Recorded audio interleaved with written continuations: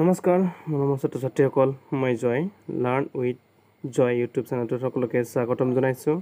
আজি মই অসম জাতীয় বিদ্যালয়ৰ অষ্টম শ্ৰেণীৰ ইংৰাজী বিষয়ৰ লেচন 5ৰ দ্য গাৰ্ডেন অফ ৰিফ্লেকশ্যন এই অধ্যায়টি অসমীয়াত আলোচনা কৰিম।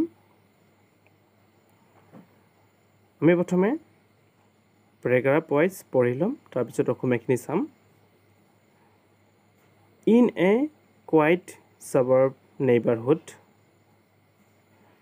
there lived a young boy named Arjun and his little sister Aisha. Aisha had a small vibrant garden in their backyard filled with colorful flowers and delicate plants. It was her pride and joy, and she tended to it with love and care. এটা অসমীয়াখিনি চাম। In a quiet suburb neighborhood, quiet মানে হ'ল শান্তিপূৰ্ণ। suburb চহৰৰ ওচৰতে অৱস্থিত, neighborhood চুবুৰীয়া। There lived a young boy named Arjun, তাৰ এজন সৰু ল'ৰা আছিল, নামটো অৰ্জুন আছিল। এণ্ড হিজ ছিষ্টাৰ আইছা, আৰু তেওঁৰ ভনী আছিল এজনী, কি নাম আছিল? আইছা আছিল। ইয়াতে কি কৈছে? চহৰৰ পৰা কিছু দূৰ নিলগত এখনি গাঁও আছিল, আৰু সেই গাঁওখনিতে অৰ্জুন নামৰ এজন সৰু ল'ৰা আৰু তেওঁৰ ভনীয়েক আইছাই বাস কৰিছিল। লিভ মানে হ'ল বাস কৰিছে, বাস কৰা। এতিয়া Aisha had a small vibrant garden in their backyard filled with colourful flowers and delicate plants. আইছাৰ হেড মানে আছিল, আইছাৰ আছিল এ স্মল মানে সৰু, ভাইব্ৰেণ্ট সুন্দৰ গাৰ্ডেন বাগিচা, ইণ্ডিয়াৰ বেকয়াৰ্ড মানে হ'ল ঘৰৰ পিছফালে। ঘৰৰ পিছফালে এখন আইছাৰ সৰু সুন্দৰ বাগিচা আছিল। ফিল্ড উইথ কালাৰফুল মানে ৰং বিৰঙৰ, ফিল্ড মানে ভৰি পৰিছিল, flowers and delicate plants, delicate মানে মানে হ'ল ইয়াতে কি অৰ্থ কৰিছে? আলফুলীয়া উদ্ভিদ, কিছুমান আলফুলীয়া উদ্ভিদ আছিল। অৰ্থাৎ তাৰ সেই বাগিচাখনত ৰং বিৰঙৰ ফুলৰ লগতে কিছুমান উদ্ভিদো আছিল। It was her pride and joy, and she tended to it with love and care. Pride মানে হ'ল গৌৰৱ, জয় মানে হ'ল আনন্দ বা সুখ, টেণ্ডেড চোৱা চিতা কৰা। এতিয়া কি কৈছে? ইট ৱাজ হাৰ প্ৰাইড, আৰু সেই বাগিচাখনেই আছিল তাইৰ গৌৰৱ। বাগিচাখনলৈ তাই গৌৰৱ কৰিছিল আৰু আনন্দ পাইছিল। জয় মানে বাগিচাখনে তাইক কি দিছিল? আনন্দ দিছিল। And she tended to it with love and care, আৰু তাই সেই বাগিচাখনৰ বহুত কি কৰিছিল? চোৱা চিতা কৰিছিল, অতি মৰমেৰে বাগিচাখন চোৱা চিতা কৰিছিল।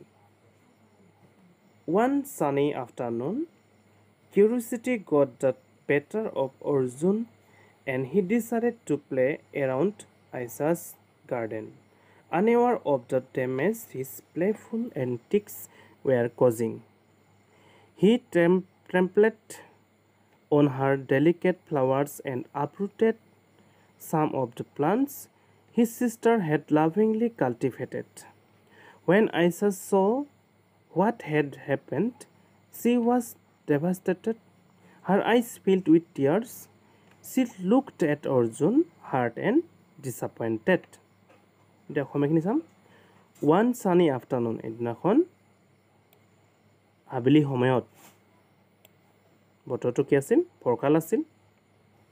Curiosity got better of Arjun and decided curiosity মানে কৌতূহলেৰে টিচাৰে মানে সিদ্ধান্ত লৈছিল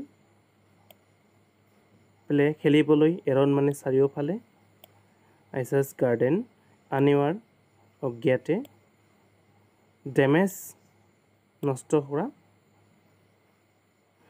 এটা চাম আমি ইয়াত কি কৈছে One sunny afternoon, curiosity got the better of Arjun and he decided to play around Aisa's garden.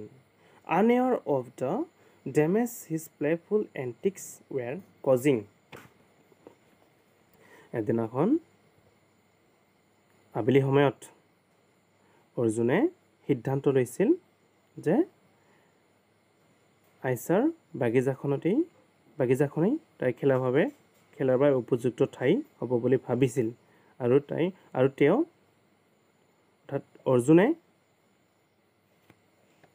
ভবা নাছিল যে সেই বাগিচাখন খেলতে বাগিচাখনৰ ফুলবোৰ নষ্ট হ'ব পাৰে এইটো কথা ভবা নাছিল He trampled on her delicate flowers and uprooted some of the plants his sister had lovingly cultivated. Trampled মানে গছকি দিয়া ভৰিৰে গছকা delicate flowers কিছু আলফুলীয়া ফুলবোৰ uprooted উভালি পেলোৱা lovingly মৰমেৰে cultivated ৰোপণ কৰা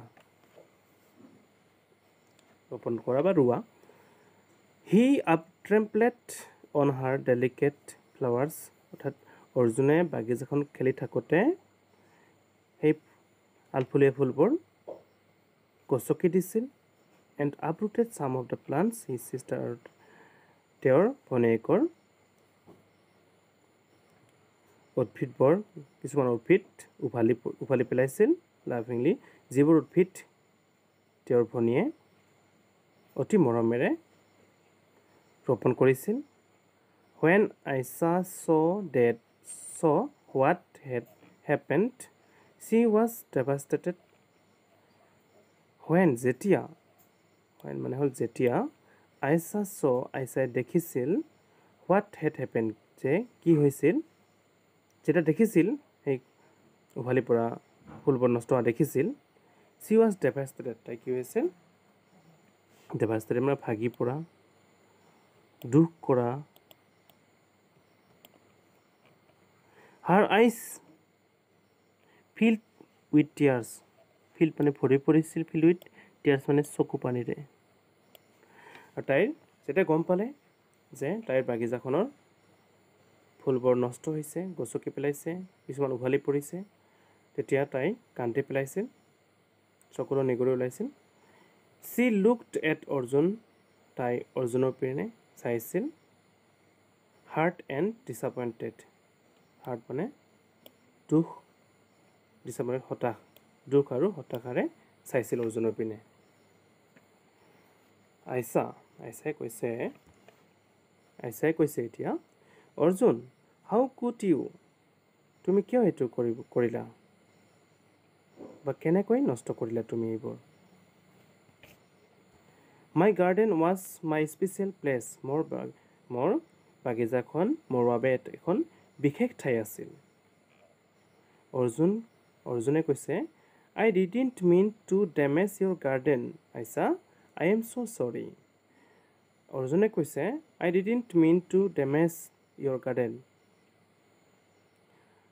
মই ভবা নাছিলোঁ যে মই খেলি থাকোঁতে তোমাৰ বাগিচাখনৰ ফুলবোৰ নষ্ট হৈ যাব বা গছকা খাব বা উঘালি পৰিব এইটো ভবা নাছিলোঁ আইছা I am so sorry মই বৰ ইয়াৰ বাবে দুখিত Seeing the sadness in his sister's eyes Arjun's heart sank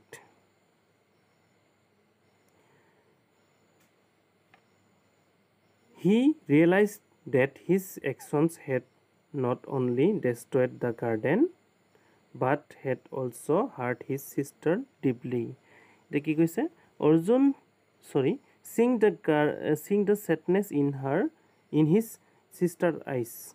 Mane jetia Arjune তেওঁৰ ভনীয়েকৰ চকুৰ পিনে চাইছিল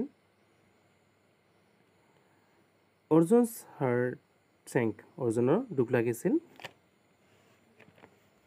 দুখত ভাগি পৰিছিল চেং মানে ডুব যোৱা অৰ্থাৎ দুখত ভাগি পৰা অৰ্থ কৰিছে হি ৰিয়েলাইজ তেওঁ উপলব্ধি কৰিছিল ডেট যে his actions had not only destroyed the garden তেওঁ উপলব্ধি কৰিছিল যে তেওঁ যিবিলাক কাম কৰিছে সেই কামবিলাকে কেৱল বাগিচাখনকেই নষ্ট কৰা হোৱা নাছিল বাগিচাখনেই নষ্ট হোৱা নাছিল ডেষ্ট্ৰয়মেণ্ট ধ্বংস হোৱা বা নষ্ট হোৱা বাগিচাখনেই নষ্ট হোৱা নাছিল কেৱল but had also' hurt his sister deeply বৰঞ্চ তাইৰ ভনীয়েকো ইয়াৰ বাবে দুখ কৰিছিল আজিৰ ভিডিঅ'টো ইমানেই বাকীখিনি আমি নেক্সট ভিডিঅ'টোত আলোচনা কৰিম ভিডিঅ'টো ভাল লাগিলে লাইক শ্বেয়াৰ আৰু ছাবস্ক্ৰাইব কৰিবলৈ নাপাহৰিব থেংক ইউ